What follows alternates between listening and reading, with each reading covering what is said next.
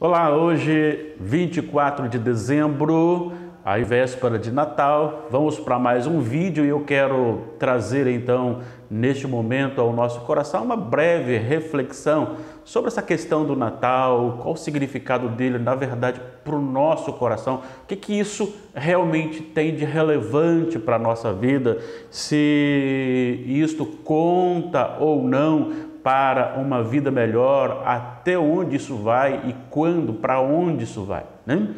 Então, quando nós pensamos no Natal, muitas pessoas o comemoram sem saber o sentido. Sabem até que é o nascimento de Jesus, sabem até que realmente não tem a ver com o comércio em si, mas muitos aí não estão sabendo realmente o que significa, qual a amplitude do significado do Natal, né?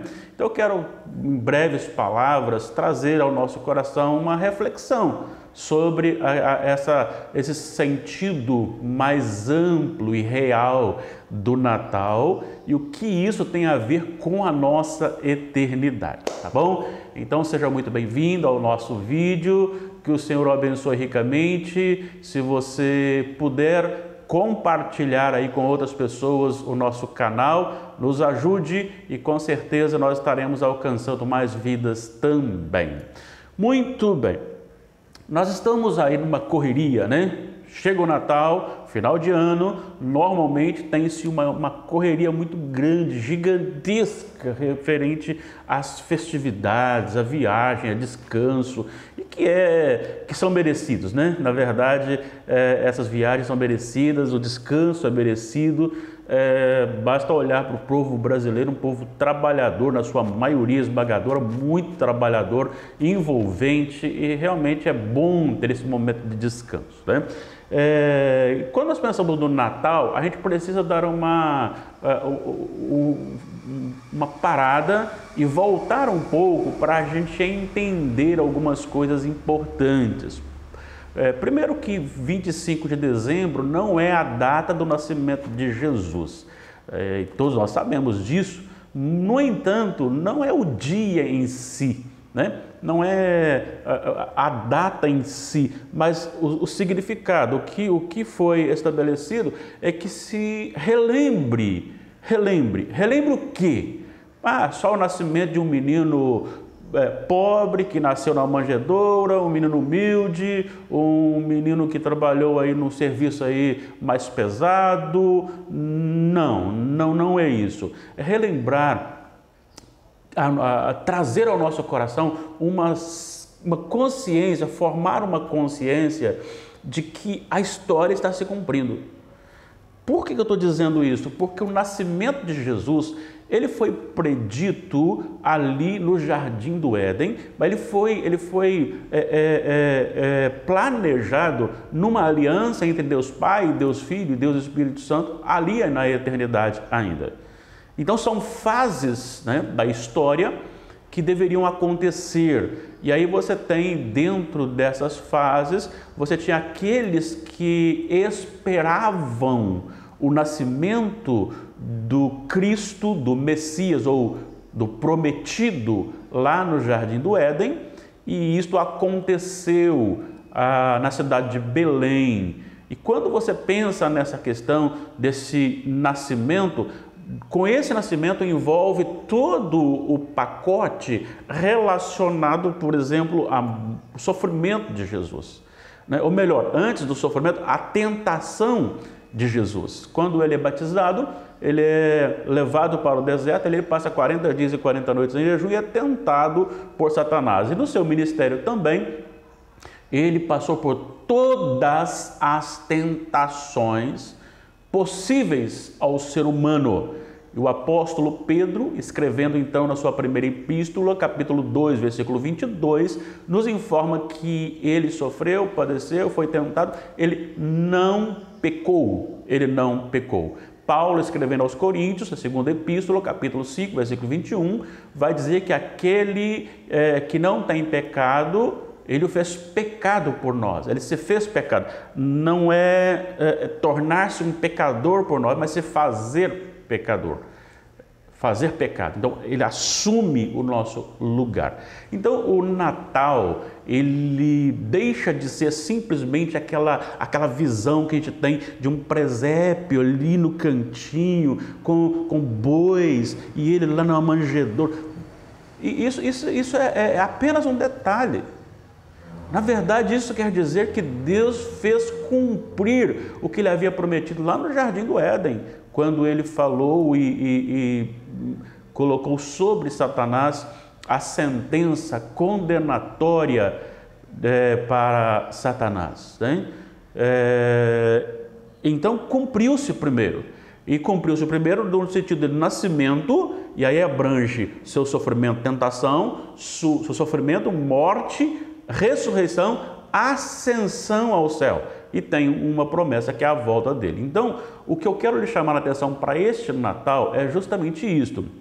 É você observar que Deus controla a história e Ele é fiel no fazer cumprir a história. Ele fala e Ele faz. Então, o que Ele já fez? Ele já fez a promessa no Jardim do Éden. Ele então fez cumprir promessas, por exemplo, quando ele formou o povo de Abraão, quando o povo de Israel em Abraão, quando ele prometeu para Davi que da descendência de Davi, ou do trono de Davi nasceria o Cristo, enviaria o Cristo, viria para nós então o Cristo, e se cumpriu. Sobre a tentação, o sofrimento, a morte, a ressurreição, tudo se cumpriu. A ascensão de Jesus ao céu se cumpriu. Então, Deus cumpre aquilo que Ele promete. Agora, essa visão do nascimento de Jesus Cristo, da primeira vinda do Messias, da primeira vinda do Cristo, de Jesus Cristo, seu nascimento comemorado, e infelizmente muitas pessoas usam essa data para suas orgias, para a gulodice e aí por diante. É interessante observar que isso tem dois sentidos para ser destacados aqui. O primeiro sentido é o sentido da salvação, né? Porque ele disse que Jesus viria, ou Cristo, então é o prometido, então nasceu Jesus para esmagar a cabeça da serpente, para que nele nós, eleitos de Deus, pudéssemos ser salvos. Então, o nascimento de Jesus, ele tem o sentido da consumação, da possibilidade ou do feito, para que nós pudéssemos ser reconciliados com Deus nele, uma vez que tínhamos sido expulsos do Jardim do Éden em Adão e nos tornamos inimigos de Deus, e por nós mesmos nós não podemos voltar a Deus. Então, o nascimento de Jesus, ele nos faz ver então que é possível, essa possibilidade, é possível voltar a Deus em Jesus. Eu costumo dizer, assim como o homem foi expulso do Jardim do Éden, e o Jardim do Éden simbolizando então a presença de Deus, ele só pode retornar ao Jardim do Éden quando Jesus segura sua mão. Então, o nascimento de Jesus revela a possibilidade da nossa reconciliação com Deus. Paulo diz, justificados, pois, mediante a fé, temos paz com Deus por meio de Jesus Cristo. Por meio de Jesus Cristo. Então, a inimizade foi rompida através de Jesus, e em Jesus podemos retornar a Deus. É a nossa salvação. E esta é oferecida a você e que me ouve agora. Só Jesus, e em Jesus há salvação. Não importa a sua vida, mas há salvação. Mas, por outro lado também, a vinda de Jesus traz consigo o outro lado, porque ele revela a única possibilidade de salvação, como já dissemos, e ele mesmo disse, eu sou a luz do mundo. Ele disse, Deus amou o mundo de tal maneira e deu seu Filho unigênito para que todo aquele que nele crê não pereça, mas tenha a vida eterna. Ele também disse que Jesus, né? Eu sou o caminho, a verdade e a vida, ninguém vem ao Pai senão por mim. Mas o mesmo João 3, que já foi citado, 16, em que Deus amou o mundo de tal maneira, logo à frente vai dizer o seguinte, que naquele momento ele não veio, como agora, ele não veio para julgar o mundo, mas veio para salvar o mundo. Aquele que nele crê não entra em julgamento. Aí ele diz assim, mas aquele que não crê em mim já está julgado porque não crê no unigênito Filho de Deus. Então tem o lado condenatório da vinda de Jesus. Então o Natal tem esse sentido de salvação para os que creem e de condenação para os que não creem. Eu preciso dizer para você no final desse vídeo agora, eu preciso dizer para você, olha, não há possibilidade de salvação após a morte. Não há possibilidade de que eu morrendo, alguém interceda por mim e depois da minha morte Deus ainda me salve. O que acontece de salvação ou perdição é aqui enquanto estamos vivos. Então olhe para o Natal não como uma possibilidade de alimentação, de presentes, não olhe para o Natal apenas como um menino Jesus numa manjedoura simplesmente, não olhe para o Natal como o nascimento do Filho de Deus simplesmente, mas veja neste Natal dois aspectos, que é o aspecto da salvação e o aspecto da condenação. Então, quando Jesus veio, a luz veio ao mundo e ela então revela, ou você crê nele para a salvação, ou você não crê nele para a condenação. O desejo do meu coração e minha oração é que o Espírito Santo faça com que você creia e entenda o sentido verdadeiro, real do Natal e viva com alegria aqui, aguardando o último dia. Deus abençoe, você tenha um feliz Natal, um ano novo cheio das bênçãos do Senhor, na presença dEle. Deus o abençoe ricamente. Amém.